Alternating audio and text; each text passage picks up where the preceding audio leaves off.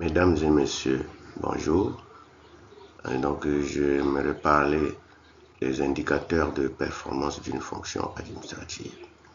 Alors, ce sont des indicateurs qui permettent d'évaluer une activité, de suivre également une activité.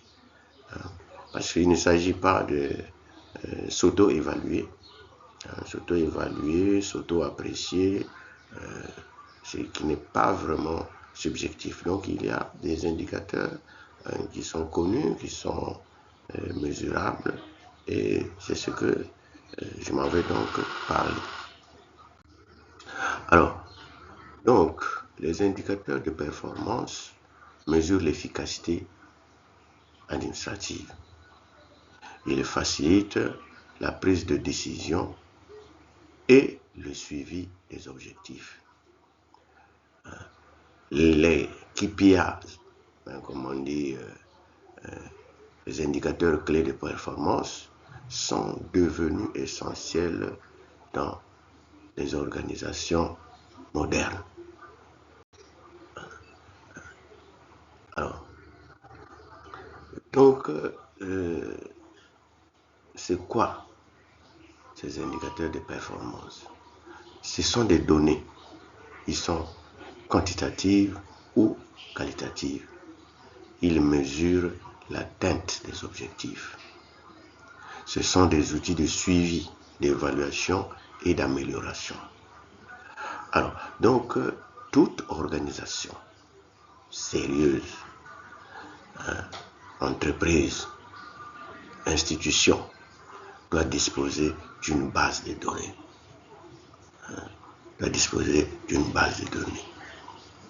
Sinon, sa crédibilité est douteuse.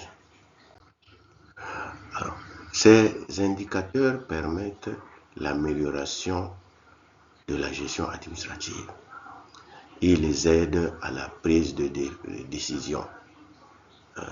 Ils permettent de renforcer la transparence, permettent de promouvoir la culture de performance. Et c'est aussi la modernisation de l'organisation. Vous avez des institutions, des établissements ou des organisations, des entreprises qui ne disposent même pas de base de données. Ça, c'est une façon de faire qui est très très ancienne, mais plus à la mode. Alors, un bon indicateur doit être pertinent, il doit être mesurable, fiable, clair et temporel. Il doit être aussi smart, c'est-à-dire spécifique, mesurable, atteignable, réaliste et temporellement défini. Donc c'est à peu près ce que je venais de dire. Alors, donc parmi ces indicateurs, on distingue les indicateurs de productivité, tels que le nombre de dossiers traités, le nombre de rapports produits, le nombre de réunions organisées. Par exemple, 1200 dossiers traités par an. On a également des indicateurs de délai, délai moyen de traitement, temps de réponse aux usagers, qu'on appelle aussi temps de service, rapidité de transmission des informations.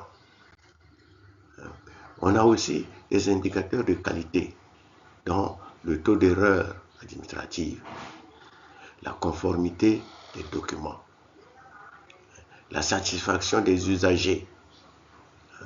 Exemple, 96% de conformité documentaire. Je reviens sur la satisfaction des usagers. En tout cas, c'est pas très utilisé chez nous. On ne tient pas compte des gens qu'on l'en sert.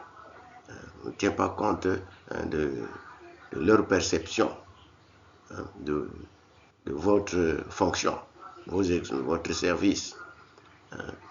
On s'auto-évalue. Alors, on a aussi des indicateurs financiers dans le taux d'exécution budgétaire, le coût de fonctionnement, le suivi des dépenses administratives. Alors, les budgets sont fixés, sont établis, mais parfois, à la fin de l'année, on n'a qu'un certain pourcentage d'exécution. On n'a pas eu assez de ressources, donc c'est un problème de performance. Alors, on a aussi des indicateurs de ressources humaines, tels que le taux d'absentéisme, le taux de retard, le nombre de formations et la rotation du personnel. Nous avons des indicateurs de gestion documentaire. Ça, c'est un gros problème, surtout chez nous, notamment le classement des dossiers. La numérisation des documents. Il y a trop de papiers, de détails, de documents. Ça, c'est un ancien. Ce n'est plus à la mode de ça. Il faut numériser les documents. La disponibilité des dossiers administratifs. Parfois, il faut fouiller. Il faut fouiller. On vous fait revenir plusieurs fois. Tant de chercher, parfois ça a disparu complètement. Le dossier est introuvable. Alors, les catégories d'évaluation, nous avons les ressources. Il y a les ressources, il y a les processus, il y a les résultats et il y a l'impact.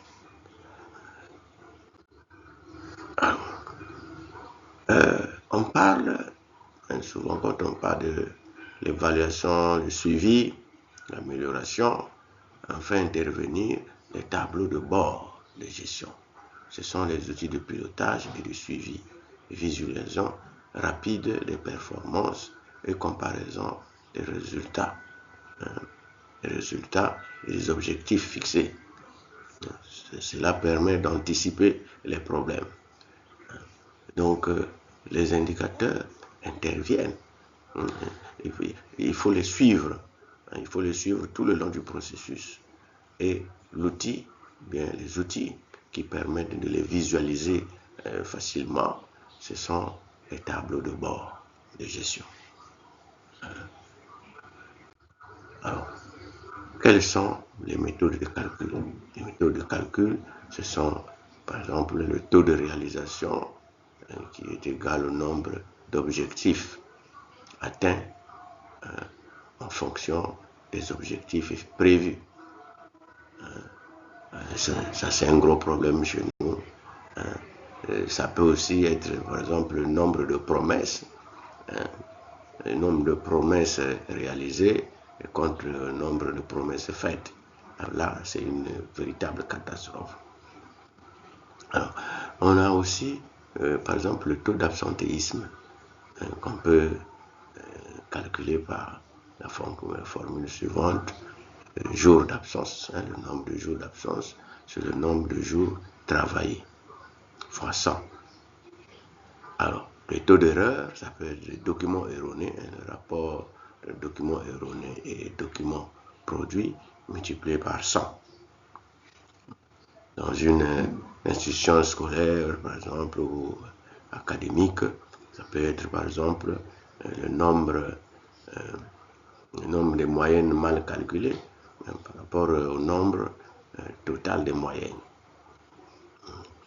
Être un nom de non mal écrit, par exemple pour la saisie des listes de candidats, le nombre de noms mal écrits divisé par le nombre total de candidats divisé par 100. Alors, ces indicateurs, bien sûr, ont des limites. Les limites, ça peut être la qualité insuffisante des données ou mauvaise qualité des données aussi. Bien la difficulté de mesurer, surtout le qualitatif. Il y a aussi des risques de focalisation sur des chiffres. Et il y a aussi des risques d'interprétation subjective qui peuvent être faites. Alors, en conclusion, je dirais que les indicateurs améliorent la gestion administrative. Il favorise la transparence et l'efficacité. Les indicateurs clés de performance, les KPI ou KPI, ça dépend de quelqu'un qui prononce, et les tableaux de bord sont des outils stratégiques essentiels. Alors, donc, grosso modo, une entreprise, une organisation, une institution crédible doit disposer d'une base de données avec les indicateurs qui doivent être mesurés régulièrement. Et les données sont analysées. Et il faut disposer aussi des tableaux de bord qui permettent de suivre. On n'attend pas à la fin. On n'attend pas à la fin. Donc il faut suivre progressivement jusqu'à la fin. On ne s'auto-évalue pas. Donc le bilan, c'est en fonction des bénéficiaires. Ce sont des bénéficiaires qui doivent apprécier ce que vous faites. Est-ce qu'ils sont satisfaits ou pas? Vos administrés, les usagers des services, c'est eux qui doivent apprécier. Donc voilà, grosso modo, ce que je tenais à partager avec vous. Je vous remercie.